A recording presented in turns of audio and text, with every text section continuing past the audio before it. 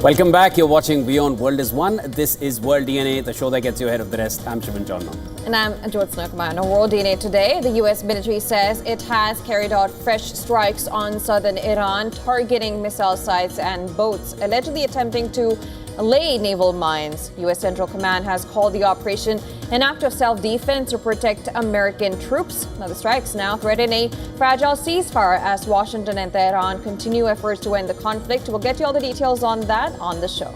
Also on World DNA, Russia says that it will launch what it calls a series of systematic strikes on Ukrainian defense facilities in the capital Kyiv and has warned foreign citizens to leave the capital. Moscow says the attacks are in retaliation for an alleged Ukrainian drone strike on a student dormitory, a claim that Kyiv has already denied. We'll bring you the latest on that front. Let's start with the headlines first.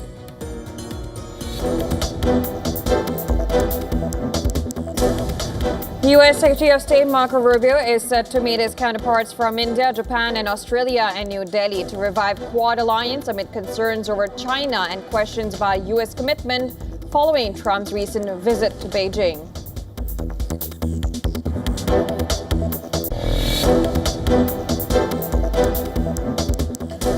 CENTCOM says U.S. forces carry out self-defense strikes in southern Iran, targeting missile launch sites and boats attempting to lay mines, saying the attacks are aimed at protecting American troops from Iranian threats.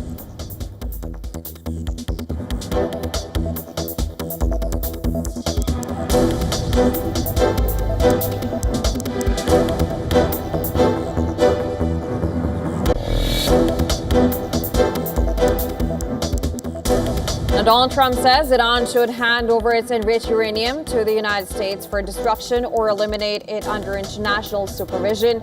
Describes Iran's enriched uranium as nuclear dust in a Truth Social post.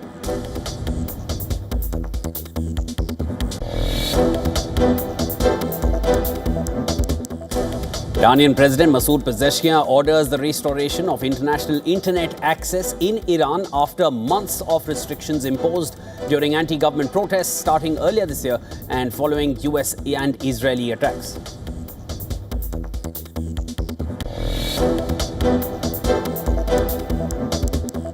China's leader Xi Jinping meets Pakistan's Prime Minister Shehbaz Sharif in Beijing as diplomatic efforts to formally end the war drag on. The high-level meeting follows Sharif's talks with Premier Li Qiang.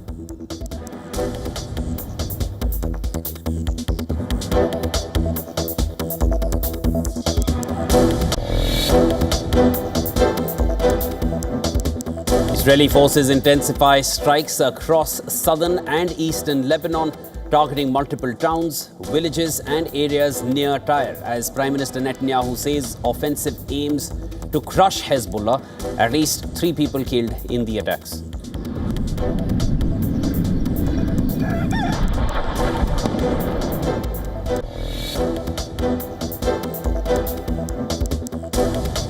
Russia vows more strikes on Kyiv after launching major drone and missile attacks over a weekend that killed 4 people.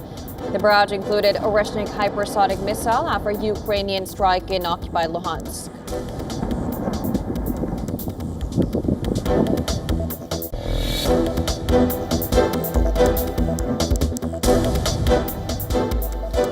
US benchmark oil prices tumbled more than 5% to $91.3 a barrel despite fresh American strikes on Iran. While Brent crude is up about 1%, investors anticipated a reopening of the Strait of Hormuz as US and Iran pursued talks in Doha.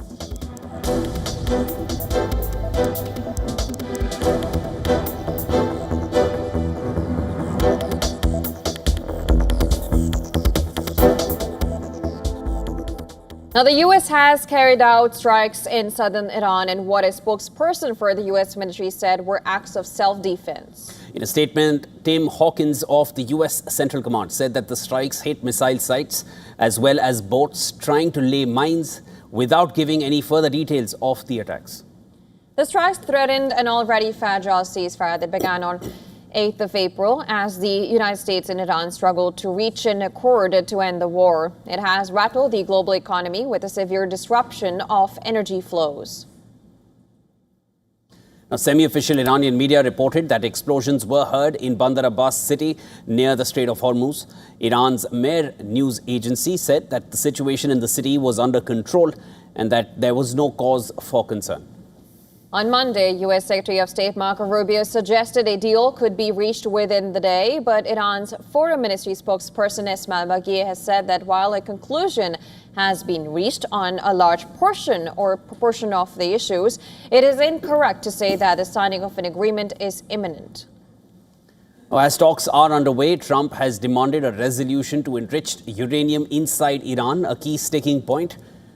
On his Truth Social network, Trump said that he expected Iran to hand over its enriched uranium to the United States to be destroyed or have it destroyed within Iran with an international witness. Now, earlier at the Memorial Day observance at Arlington National Cemetery, Trump paid tribute to the fallen U.S. service members and went on to say that Iran will never have a nuclear weapon. These incredible men and women gave their lives to ensure that the world's #1 state sponsor of terror will never have a nuclear weapon. Oh, and they won't. They will never have a nuclear weapon. I'm sure you know that. All right, lots to discuss. For that, we're now being joined by Dr. Avner Cohen from Monterey, California, professor of non-proliferation and terrorism studies at Middlebury Institute. Dr. Cohen, always a pleasure speaking with you. Thanks so much for joining us. What do these strikes mean for the ongoing situation, which has always been volatile ever since number of years now, of course, but with the ceasefire still on, with a deal which seemed imminent, and now these strikes? Give me your assessment. Well, my reading is that it reflects a number of things. One is that the ceasefire is very, very fragile. And local developments could easily disrupt this ceasefire. I believe that Central Command has its own authority to intervene, possibly even without full request for permission from the White House, from the U.S. itself, in certain cases. And when they see certain kind of activities, they call it self-defense, U.S. self-defense, they can take action. But I think the real meaning and why that permission was given is to signal that the ceasefire is fragile and the U.S. is still highly deployed and very fast could change the mode and could move into attack. So this is kind of example and reminder to the Iranians, this could change very, very fast. And do you think that Iran will be responding to this? Do we see any likely move from Iran after this? Because Iranian media has said that there has been, everything's under control, but do you see Iran going back and defending? Well, I think that Iran realized, and indeed a few days ago, Iranians were ready that the U.S. would attack them again. So there is no sense that even though the agreement, and the agreement will be only for another 60 days of detailed negotiations, is relatively close. It's still there is enough distance, political distance and legal distance in the negotiation itself on some issues that both sides do not feel comfortable. And I think the U.S. wanted to give a sense to Iranians, reminding them we can very fast move into action, into military strikes if there is no deal, or if the deal is going to fail.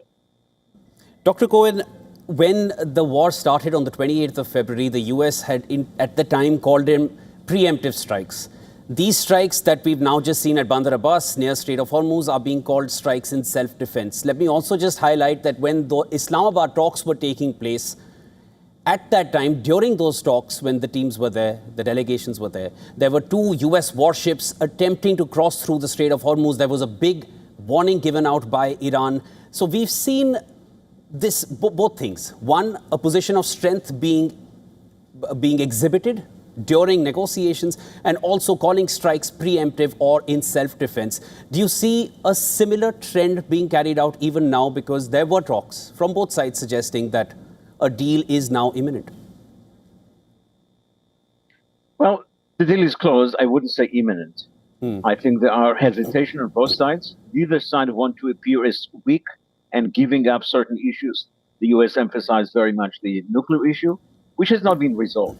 It's not even resolved even in principle. There is apparently oral understanding, but it's not yet put into writing, let alone into any details. And for the Iranians, the question of the money. And the U.S. is concerned that once the Iranians get some money, they will drag the issue that are still for negotiation for the next 30 or 60 days. So I think this negotiation is very much under immediate movement to fire if either side find it's appropriate. And I think that the United States find those fast boats of the Iranian dropping some, apparently some mines to the area near the Strait of Hormuz, and they decided to. They also said that they saw some missiles ready at the area on the coast, the Bandar Abbas area. So it's a very much signaling it's a very fragile ceasefire, and instantly the situation could change. Now we're talking about very temporal and very focused strikes, but it could move into a full attack on the side of the U.S. And this, of course, happened when the talks is happening. Dr. Cohen, Donald Trump has said that Iran should hand over its enriched uranium to the U.S. for destruction or eliminate it under international supervision. Do you think this could be one of the points of agreement in a deal that could happen? Well, I think the Iranians are not ready to give up enrichment. Whatever will happen with the 440 or 420 kilograms, almost 1,000 pounds of 60% highly enriched uranium, Iranians still have some capacity in terms of enrichment. Israel and the United States are determined, so they say that capacity will be eliminated, will be taken out of the country. I think the Iranians are determined not to allow that to happen, even if they allow the 440 kilograms to be taken out. So there are still sticking issues, which goes into the core of either side. The U.S. in terms of ending the Iranian nuclear program, the Iranians, the fact that enrichment became such a big issue for their national pride. Dr. Cohen, talking about... I think it will take time. I think it will take time until they will be able to nail all the details, and I said for both political reasons and also for legal reasons. Dr. Cohen, you mentioned that the deal is close. It's not imminent, but let's just go over the sticking points. Nuclear dust, there's no clarity. Both sides are on different pages, clearly. The U.S. wants it either in the U.S. or destroyed in Iran. There were mentions of it going to Russia. Iran said we'll decide, but there's no clarity there. The nuclear program, Iran wants to continue. For the U.S., it's a clear red line. Strait of Hormuz, U.S. says it's going to be opened. Iran says it's going to remain in their fold. You talk about the foreign Iranian assets, which remain frozen Iranian assets, which of course are frozen. No clarity there either. And then you talk about the permanent end to the war, which Iran has been asking for continuously. Nothing of that sort has been offered, at least. And Iran also wants reparations that they were talking about earlier. No mention of that either. The sticking points are exactly where they were. Do you find any progress that you would feel that the deal is close? I think there has been progress in wording by both sides, but I think the deal is far from being closed. You didn't mention the issue of Lebanon and Hezbollah. Of course. Iran is determined to have the Hezbollah part of the deal. Israel is determined not to. And apparently there are tens of thousands of people who are escaping from the Dahieh area in Beirut, the Shiite area in southern Beirut. There is talk that Israeli attack is imminent. Israel already attacked some 70 targets in southern Lebanon. Israel suffered casualties, so there is no true ceasefire in that area. So there is a way that you can even sabotage it because of this issue of Hezbollah. And all the other issues, there are sticking points, and it's far from being nailed down in terms of details. And I think the United States realized that in Washington there was negative reaction to some elements of the deal by various people, including the Republican senators. And as a result of that, I think there is a second thought on the administration whether they're ready that fast to close. So what looks on Friday as near nailing down all the details, by now there are more issues and they're not that close to be signed. In that case, then, according to you, as my colleague just listed all these sticking points, in your projection, what could be the points at this point where both U.S. and Iran could actually come to an agreement for? How do you predict this agreement to shape up like? Well, I think fundamentally both the United States and Iran do not want to engage again in a major all-out war.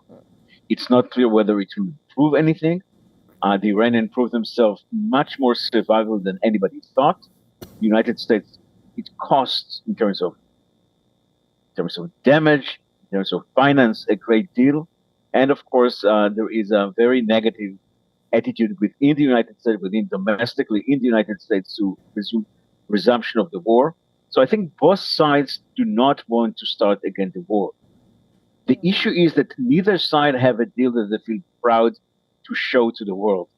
And I think, and there is also Israeli pressure on the United States. So those issues are still kind of being sticky. And I don't think that anything imminent is going to be signed. I could see some time, could be even days, that the issue is not going to be resolved. I don't know how it's going to be resolved, but it's not obvious that it's going to be resolved by more and more negotiation. You need to have some kind of political breakthrough, and both sides have some inhibitions to do so. And Dr. Cohen, all that we've seen till now between US and Iran, tensions have always existed, but all that has also added up to that is the Strait of Hormuz and the issue of Lebanon that is also now weighing down any possibility of them arriving at a deal, which was already very, very difficult regarding the nuclear program itself. So it seems difficult. Let's wait and watch how this one pans out. Dr. Avner Cohen, always a pleasure speaking with you. Thanks so much for making time. Thank you. Thank you. And let's start with the Russia updates. Russia has urged foreigners and diplomats to evacuate the Ukrainian capital of Kyiv. And of course, it has said that it has planned to launch more strikes, including the decision-making centers in the city. And a statement, Russia's foreign ministry says that the country's armed forces are starting to launch systematic strikes against Ukraine's military industry facilities in Kyiv. It also added that the strikes would target both decision-making centers and command posts. Well, furthermore, Russia's foreign minister Sergei Lavrov relayed the warning to his U.S. counterpart Marco Rubio. Lavrov urged Rubio to evacuate U.S. diplomats from Kyiv. In response, Ukraine has called Russia's threats rhetoric.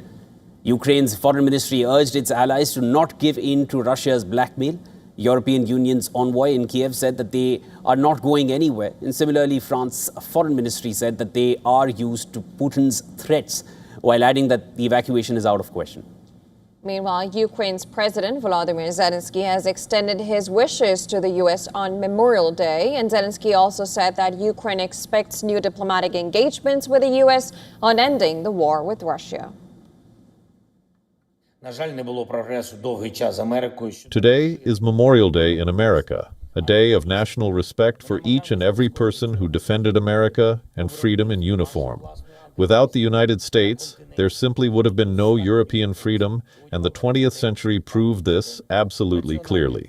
We expect new diplomatic engagements with envoys of the President of the United States, and we will also work more actively with American society at various levels, from Congress to civic leaders.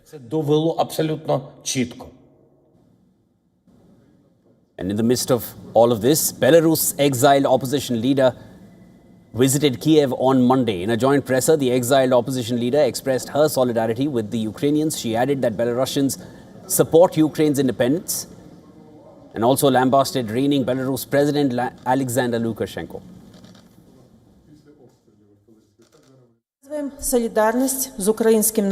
We express our solidarity with the Ukrainian people who have for many years bravely withstood Russian aggression.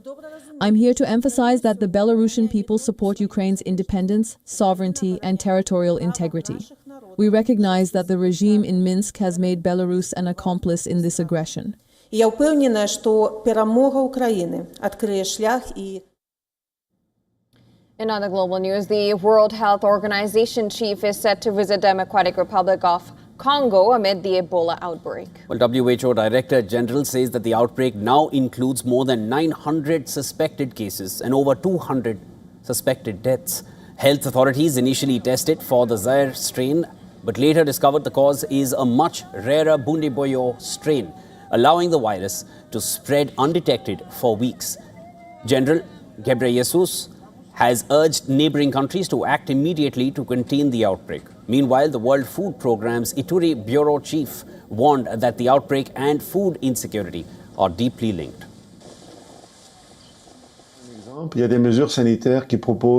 There are health measures that suggest that people be contained in areas, but if these people are not receiving food assistance, they are not going to stay in the areas of containment, they are going to leave these areas and they are going to look for food. They will have to go in the markets, and by passing through the markets, they can infect other people. Most of the agencies that are on the front lines have had budget cuts. So the first thing to do is to ensure that long-term financing is sustainable and is ensured for all agencies. In the absence of resources, we will have to prioritize. We won't be able to reach everyone. On a un déficit en termes de ressources pour cette année. Several aid agencies have flown tons of relief into Bunia to help the hardest hit town of Bunia, Rawambara and Amangwalu. But responders face deep community mistrust. Locals have burned down 2 of the 3 treatment centers established in those towns, and funding shortfalls are making the response harder. Experts say cuts to international aid last year weakened Eastern Congo's capacity to respond to the outbreaks. Well, the resurgence of Ebola has also revived demand in Bukavu for locally made hand-washing stations. Artisans there say orders from NGOs, businesses and residents have surged. Doctors welcomed the renewed focus on hygiene but cautioned that hand-washing alone won't stop Ebola in crowded cities. In Bunia, teams of health workers in full protective gear are conducting dignified and safe burials to reduce transmission at funerals. To break this chain of transmission, we are implementing dignified and safe burials. And what do these dignified and safe burials consist of? They consist, when someone has died, of the teams arriving and starting with decontamination of the body. And they add all the other procedures to prevent infection, to prevent the population, the family from handling the body. Fighting between government forces and the Rwanda-backed M23 militia has intensified in eastern Congo. The mineral-rich region has suffered decades of armed conflict, and experts say renewed violence since 2021 and intensified fighting since early 2025 complicates the public health response.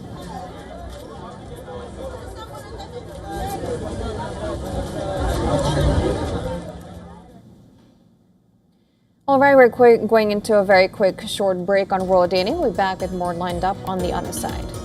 And also, here's a quick look at images drawing our attention around the world. Before we take that break, stay with us. This is World DNA.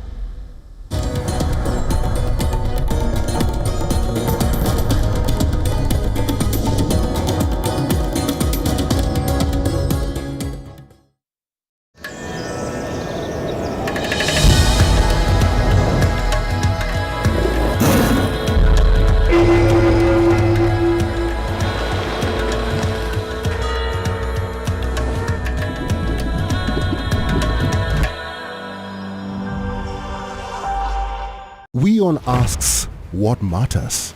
The question the world wanted answered. They're having a lot of racist comments coming from the United States against Indian Americans. So this would against the basic advice of India-US relationship. What's your take on that? Look, I'm sure that there are people that have made comments online and other places because every country in the world has stupid people. I'm sure there are stupid people here. There are stupid people in the United States that make dumb comments. One question, one exchange, global reactions. When WION asks, the world follows. Get the WION edge. In this rapidly changing world, is your health keeping pace? Best practices and breakthroughs busting the hype with real insights. The timeless power of yoga and ancient healing. Good food, good mood. Small steps, big impact. Your health matters. Only on WION World is One. Because nothing matters more. Campaigns, elections, alliances, controversies, and power play. Stories that analyze global and domestic politics. A dedicated show with varied perspectives, expert take, citizens' voices, detailed ground reports, and in-depth coverage from political corridors of the world. This is Race to Power, only on WION.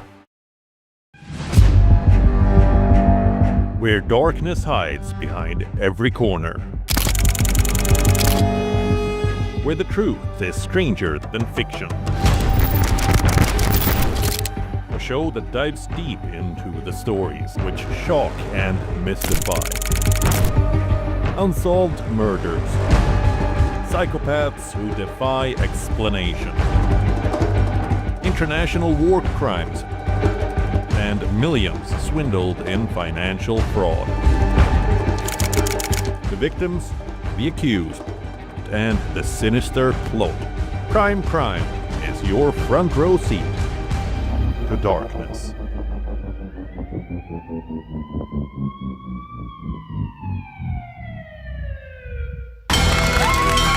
From the bustling trading floors of Wall Street to the vibrant exchanges of Asian stock markets, WION breaks it down for you to make sense of what's happening, as we reveal the key factors behind events, strategic battles, and the game-changing business decisions that shape the world.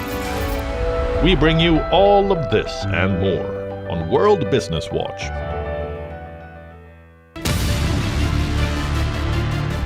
Marco Rubio's maiden India visit.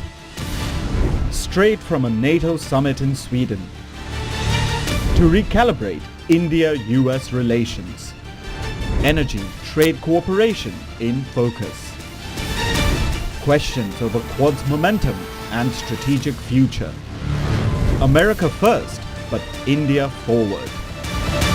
Can Rubio reset India-US strained ties?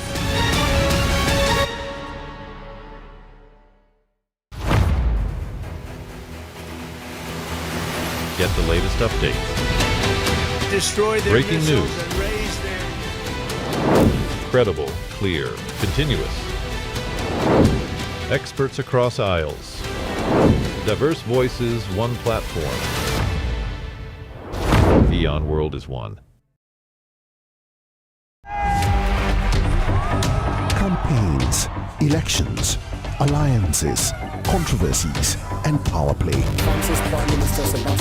Stories that analyze global and domestic politics. A dedicated show with varied perspectives, expert take, citizens' voices, detailed ground reports, and in-depth coverage from political corridors of the world. This is Race to Power, only on WION.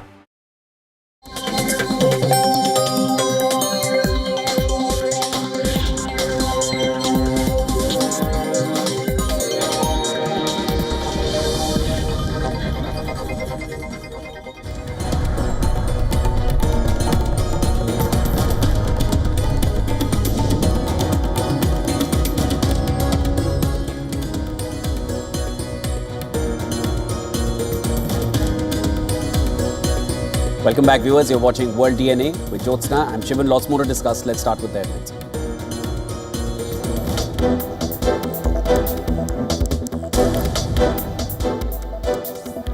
U.S. Secretary of State Marco Rubio is set to meet his counterparts from India, Japan, and Australia in New Delhi to revive Quad alliance amid concerns over China and questions about U.S. commitment following Trump's recent visit to Beijing.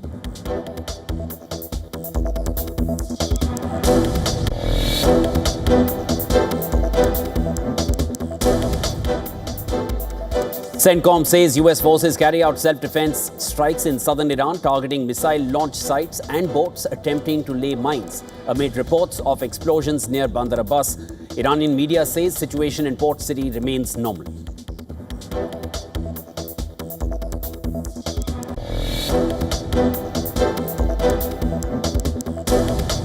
Donald Trump says Iran should hand over its enriched uranium to the United States for destruction or eliminate it under international supervision.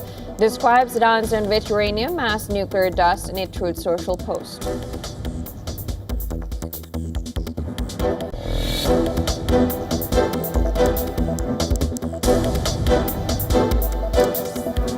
Pakistan remains silent on calls by Trump for more Muslim-majority nations to join the Abraham Accords. But Defence Minister of Pakistan, Khwaja Asif, expresses reservations, citing Islamabad's long-standing refusal to recognise Israel, while saying that it is his personal view.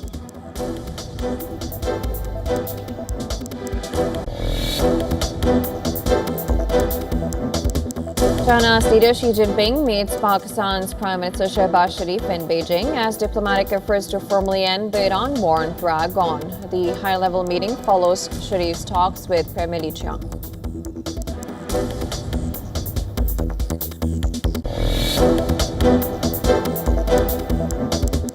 Iranian President Masoud Pezeshkian orders restoration of international internet access in Iran after months of restrictions imposed during anti-government protests and following US and Israeli attacks.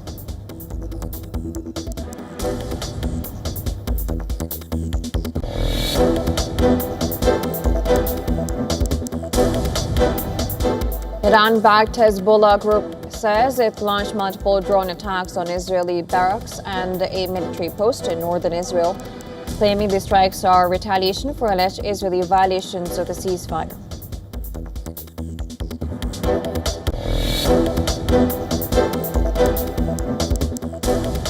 Russian Foreign Minister Sergei Lavrov urges US to evacuate diplomats from its embassy in Kyiv during a call with US Secretary of State Marco Rubio, warning of heightened security risks in the Ukrainian capital.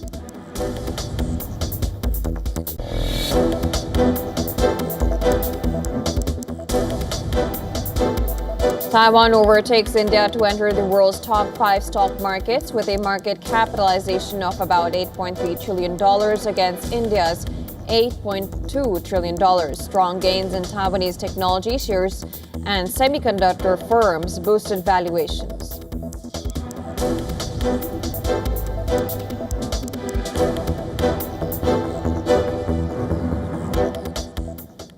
India's External Affairs Minister S. Jaishankar will be hosting the Quad of Foreign Ministers meeting in New Delhi later today. Well, US Secretary of State Marco Rubio and Foreign Ministers of Australia and Japan, Penny Wong and Toshimitsu Motegi, will participate in the meeting. India's External Affairs Ministry said that the ministers will build on discussions held in Washington, D.C.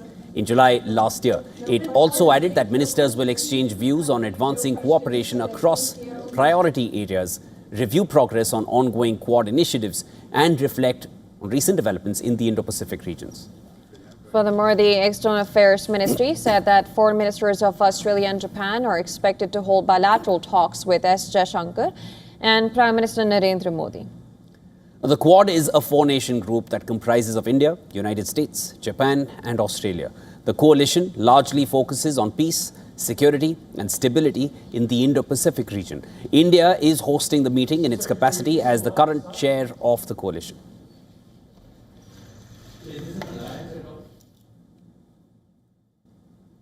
And a fun ride turned into a mid-air scare for over 300 tourists in Jammu and Kashmir.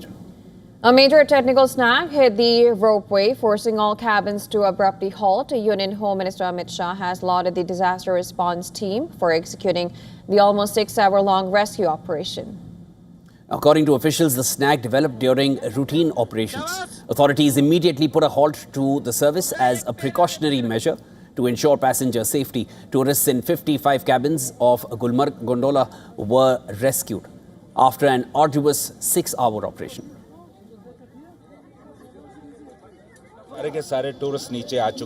The operation is completed. All the tourists have been safely evacuated, even those who were physically not fit. 45 of them were brought down on stretchers. 320 people who were stranded due to the incident have been safely rescued. No casualties have been reported in the incident. The major multi-agency rescue operation, which also involved the Indian Army, was launched soon after the system malfunctioned at around noon on Monday. According to officials, the evacuation from some cabins took longer as these were hovering at a height of nearly 500 feet above the ground. Heavy rains in the area also hampered the rescue operation.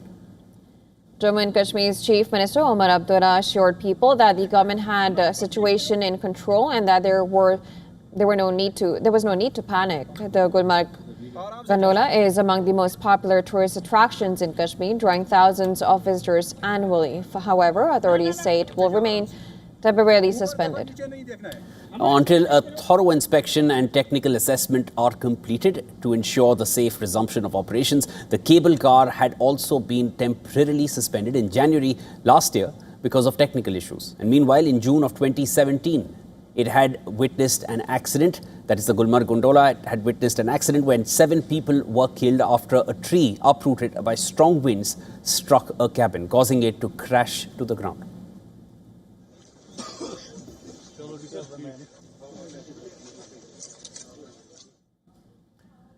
All right, next up, let's take a look at the top stories making news across India this hour. The CBI has officially taken over the investigation into the death of Twisha Sharma, who was found hanging at her marital home in Bhopal on the 12th of May. Following standard procedure, the agency has re-registered the local police case as its own, naming Sharma's husband, Samarth Singh, and her mother-in-law, Giribala Singh, as the accused. Earlier, a special crime unit was dispatched to Bhopal to take charge of the case and begin gathering critical documents and evidence.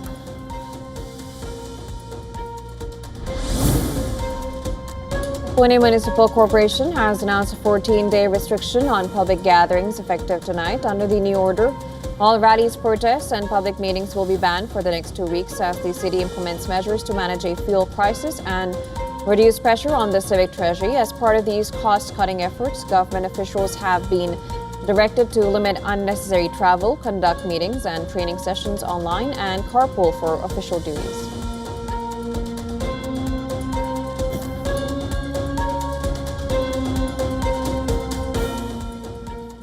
The death toll in the train blast in Pakistan's Quetta has risen to 47. The incident occurred on Sunday, and officials say a suicide car bomb was used to hit a shuttle train carrying Pakistani security personnel and their families in Balochistan. Now, authorities say that the blast occurred after an explosives-laden vehicle rammed into one of the train's carriages, triggering a massive blast. The impact derailed parts of the train, shattered windows, and damaged over a dozen vehicles parked along the nearby road. Reports suggest nearby buildings were also damaged in the massive blast as the train came to a halt just a few meters away from the affected structures.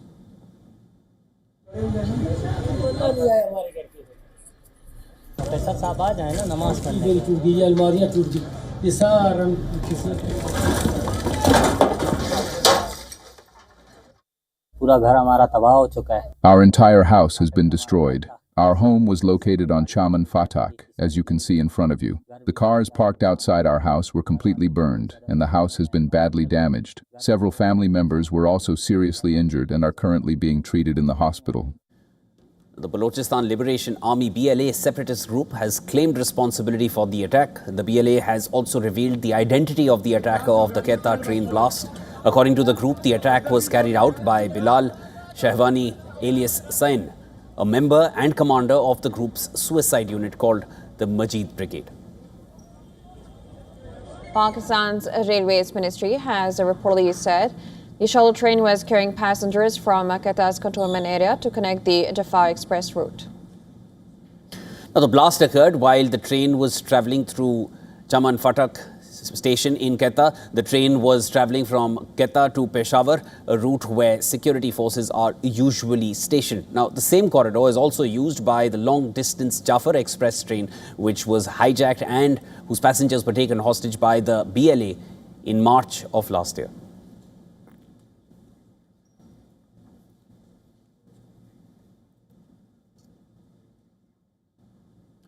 Well, US President Donald Trump asked mediation nations to join the Abraham Accords, and Pakistan has remained silent on calls by the US President for more Muslim majority nations to join these accords. Now, but in the latest, the country's defense minister, Khwaja Asif, has expressed his reservations. He cited Islamabad's long-standing refusal to recognize Israel while saying it is his personal opinion. Now, on Monday, Trump shared a long post on Truth Social. In one part of his statement, Trump said that once the war with Iran concludes, he wants more nations to recognize Israel and formally join the Abraham Accords.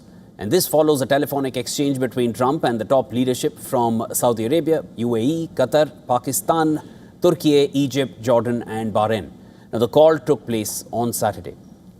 Now, the list of countries he named included Pakistan, which is one of the several countries brokering talks between Washington and Tehran. Pakistan does not recognize Israel. It was only in January this year that Pakistan had once again ruled out joining the Abraham Accords. The country's foreign office had then said that its participation in the Trump-led Gaza Peace Board is separate from normalization with Israel, which the country rejected. Now, Pakistan does not recognize Israel as a sovereign entity, because of which the two countries do not have any diplomatic ties either. Islamabad has repeatedly maintained its stance that it will not normalize ties without a two-state solution with respect to Palestine. Saudi Arabia has also cited its stance on Palestinian sovereignty as a major hitch to normalization, and Pakistan echoes the same stance.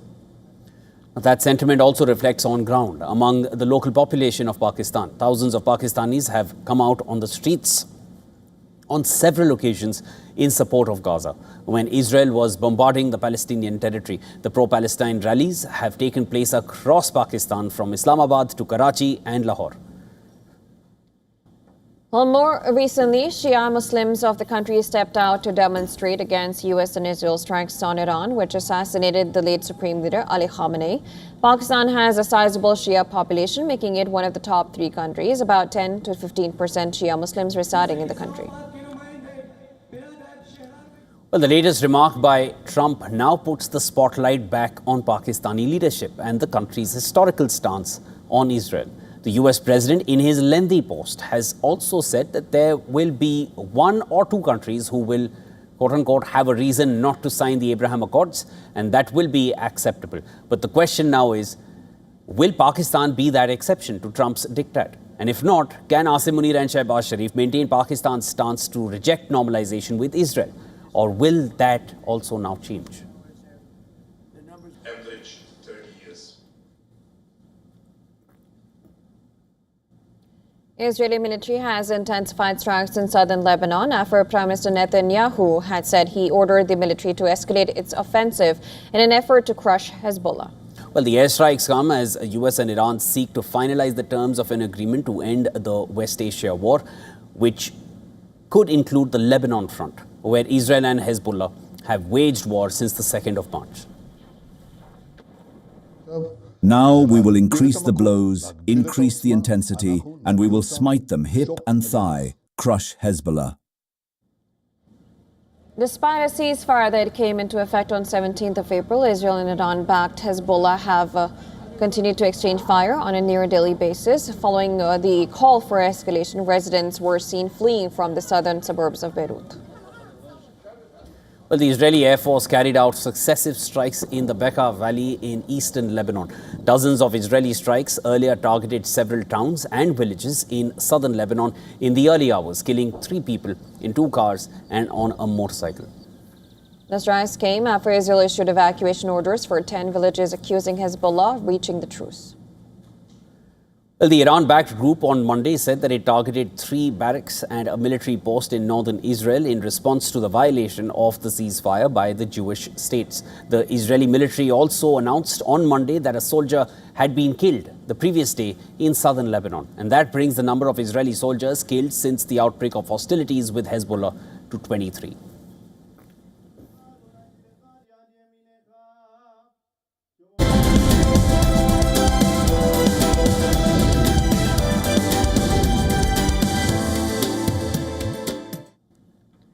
When inflation spikes, comparisons to the 1970s are never far away. The similarities are striking, but so are the differences. Well, in this next report, we dive into details and decode the LinkedIn influencer crowd offering a harbinger of doom. Take a look. There is a lot of noise on social media on a surge in inflation. You've probably seen it. US inflation today overlaid against the 1970s, offering conclusive proof that inflation is heading for double digits and a peak in October. And yes, the similarities are striking. Inflation has in many places failed to return fully to pre-COVID norms, just like after the 1973 spike. The gap between the inflation waves looks eerily familiar. Like the late 70s, Iran is once again at the epicenter. But here's where the analogy starts to break down. First, the shock itself. Even at over $100 per barrel, oil prices in real terms are well below late 70s levels, particularly if one is adjusting for OECD prices over the past 50 years. Even the escalation scenario of $150 per barrel doesn't look extreme. More importantly, the West just isn't as hungry for oil as it was back then.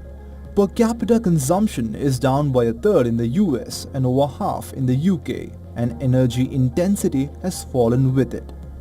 Electricity generation, meanwhile, has become a bigger slice of energy usage.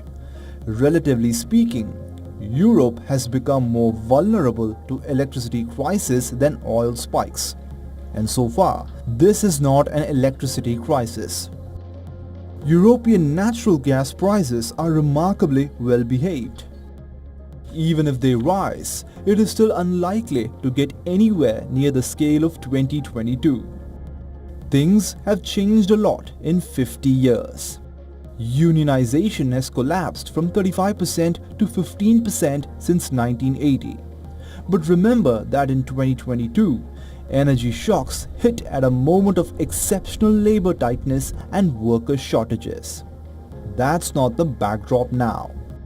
Policymakers today are as paranoid about repeating the mistakes of half a century ago. Business Bureau, WION, World is One.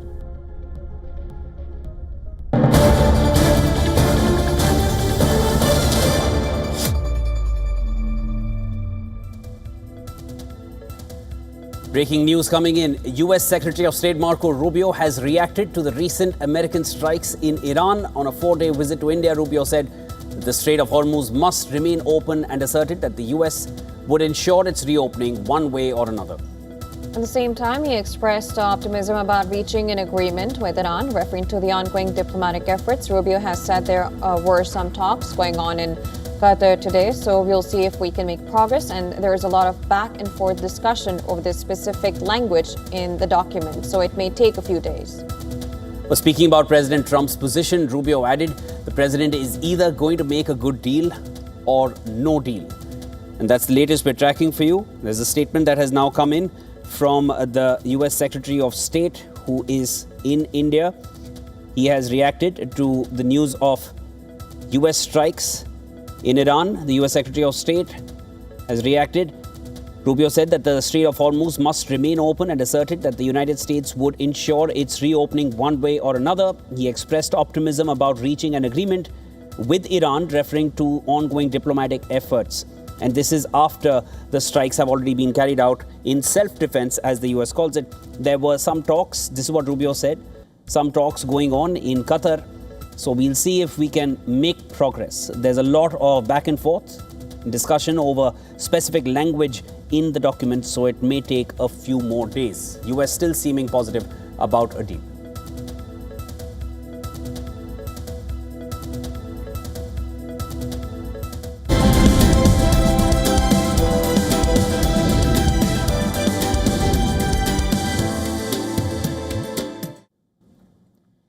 As governments and technology companies around the world race to accelerate artificial intelligence development, Pope Leo XIV has emerged as one of the most prominent voices urging caution. Well, in his first major teaching document as Pope, he has warned that powerful AI systems could spread misinformation. It could intensify global conflict and even push the world towards unending war. The warning came in a 43,000-word encyclical titled Magnifica Humanitas, or Magnificent Humanity, one of the highest forms of teaching issued by a pope to the Catholic Church's 1.4 billion followers. Pope Leo said governments must take a more active role in controlling the speed of AI development rather than leaving the technology entirely in the hands of private companies. He called for strong legal frameworks, independent oversight and greater protection for workers and children as AI systems become more powerful across society. The Pope also warned that competition between AI companies could prioritize speed and profits over human safety. The document has been in development since shortly after the Pope's election, more than a year ago, and marks one of the strongest Vatican interventions yet on artificial intelligence. The debate around AI safety also featured at the document's presentation. Anthropic co-founder Chris Olah, who was in attendance at the event, said AI development cannot be left solely to technology companies and warned that there was a real possibility of large-scale job displacement caused by AI. Anthropic has also clashed with the Trump administration over safety guardrails, particularly on using AI for autonomous weapon systems and domestic surveillance. Ola welcomed the Church's involvement in the global AI debate, saying the ethical questions raised by artificial intelligence extend far beyond engineering.